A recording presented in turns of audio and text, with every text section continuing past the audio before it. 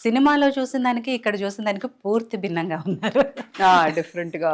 అదే అండి. ఎందుకంటే సినిమాలో క్లాసికల్ డాన్సర్‌గా ఉన్నారు. ఆఫ్‌కోర్స్ మీరు బయట కూడా క్లాసికల్ డాన్సరే. ఇక్కడ డిఫరెంట్‌గా కనిపిస్తున్నారు.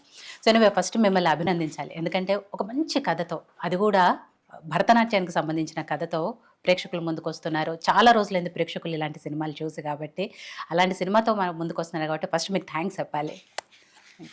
సో, ఎలా ఉంది అంటే సినిమా గురించి చాలా విషయాలు మనం మాట్లాడదాము. బేసిక్‌గా ఫస్ట్ మీరు క్లాసికల్ డాన్సర్ కాబట్టి ఎలా స్టార్ట్ అయింది మీ జర్నీ అన్న తర్వాత అక్కడి నుంచి క్లాసికల్ డాన్సర్‌గా ఉన్న ఇంద్రాణి గారు సినిమాలో ఎలా వచ్చారు ఇవన్నీ సో మాట్లాడదాం. 8 వయస్సు నుంచి క్లాసికల్ డాన్స్ నేర్చుకుంటున్నానండి, భరతనాట్యం. ఓకే. అది ఈ రోజు దాకా ఎప్పుడు ఆగలేదు. హ్మ్. నాకు 2 అమ్మాయిలు ఉన్నారు. ఓకే. ప్రెగ్నెన్సీలో కూడా నేర్పించాను, ఆ! దాని తర్వాత కూడా నేర్పించాను. పుట్టిన తర్వాత 3 నెలలకి పర్ఫార్మెన్స్ మళ్ళీ స్టార్ట్ చేశాను. హ్మ్. అది సెకండ్ సెన్స్ అంటారు కదా, ఇట్స్ లైక్ అదనమాట నాకు. ఓకే. అది లేకుండా నేను ఉండలేను. Hmm. Dance is an everyday thing for me. So నాకు తెలిసిన దగ్గర నుంచి it's been dancing. Oh! So, డాన్సే ఊపిరిగా, ప్రాణంగా బతుకుతున్నారైతే. అంటే 8 ఇయర్స్ నుంచి మీకు 8 ఇయర్స్ ఉన్నప్పుడు డాన్స్ నేర్చుకున్నారు అంటే ఆ కోరిక మీదా? మీ పేరెంట్స్‌దా? ఎలా వచ్చింది? నాదేనండి. మాది ఎలా అంటే, మా అమ్మగారు వీణ వాయించేవారు. ఓహ్! తర్వాత మా బామ్మగారు పాడేవాళ్ళు. మా తాతమ్మ కూడా సో, మొత్తం పాడేది. కళాకారుల కుటుంబం. They love music. Okay. They wanted me also to learn music. హ్మ్. కాకపోతే నేను చాలా గొడవ పెట్టేదాన్ని. అయినా పిల్లలకి ఏం తెలుస్తుందిలే అని తీసుకెళ్ళి కూర్చోబెట్టేవాళ్ళు. హ్మ్. అక్కడ నిద్రపోవడం, లేకపోతే తొడలు వాచేటట్టు తాళం వేసేసుకోవడం, హ్మ్. వెళ్ళనని మొండికేయడం. ఓకే. సో చెప్తూనే ఉన్నాను. నేను యాక్చువల్లీ నాకొద్దు, నేను డాన్సే నేర్చుకుంటాను అని చెప్తూనే ఉన్నాను. హ్మ్.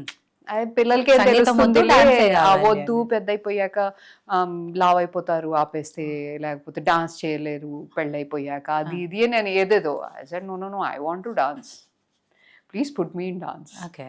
సరే పాపం 2 ఏళ్ళు కష్టపడి ఇంకా దీనికి రాదు అని తీసుకెళ్ళి డాన్స్ లో పెట్టారు. Okay. So that's how my journey started. హుహు. సో, ఎక్కడండి ప్రాపర్ ఎక్కడ? మీరు పుట్టి పెరిగింది మొత్తం ఎక్కడ? నేను పుట్టింది విజయవాడ అండి, కానీ 3 నెలల వయసులోనే ఇక్కడికి తీసుకొచ్చేసారు. హ్మ్. ఫస్ట్ చిక్కడపల్లిలో ఉండేవాళ్ళం. దాని తర్వాత సైనిక్పురి సైడ్ షిఫ్ట్ అయ్యామన్నమాట. హ్మ్. సో నా స్కూలింగ్ అంతా హైదరాబాదే, college also, my intermediate and my degree both were in Hyderabad only. Secunderabad Bhavan's, okay. Saint Francis. హ్మ్. దాని తర్వాత Saint an, Saint Francis, Bhavan's. దాని తర్వాత మాస్టర్స్కి బెంగళూరు వెళ్ళాను. హ్మ్. దాని తర్వాత ఇంకా యుఎస్కి వెళ్ళాను. విజయవాడ నుంచి యూఎస్ వరకు అదే via Hyderabad. Exactly. Okay. So, ఎవరండి మీ గురువు గారు ఎవరు? నాకు గురువు గారు, మాస్టర్ గారు వచ్చేసి విఎస్ రామ్మూర్తి గారు. హ్మ్. తర్వాత టీచర్ మంజుల రామస్వామి గారు, బాగా పేరు మోసిన గురువులు ఇద్దరు కూడా. హ్మ్. మా మాస్టర్ గారు he passed away recently couple of years back, 103 ఆయన Oh, పోయినప్పుడు ఆయన. రైట్. సో నేను one of his last batches అనమాట. ఓహ్! హ్మ్. సో నాకు అదృష్టంగా భావిస్తాను నిజమే. నేను, అవును. ఎందుకంటే ఆయన దగ్గర నేర్చుకోవడం అనేది ఇట్ వాజ్ డిఫరెంట్. హ్మ్. ఆ ఆ వాద్యార్స్ ఎలా ఉండేవాళ్ళు అంటే, వాళ్ళు లేచేవాళ్లే కాదు హ్మ్.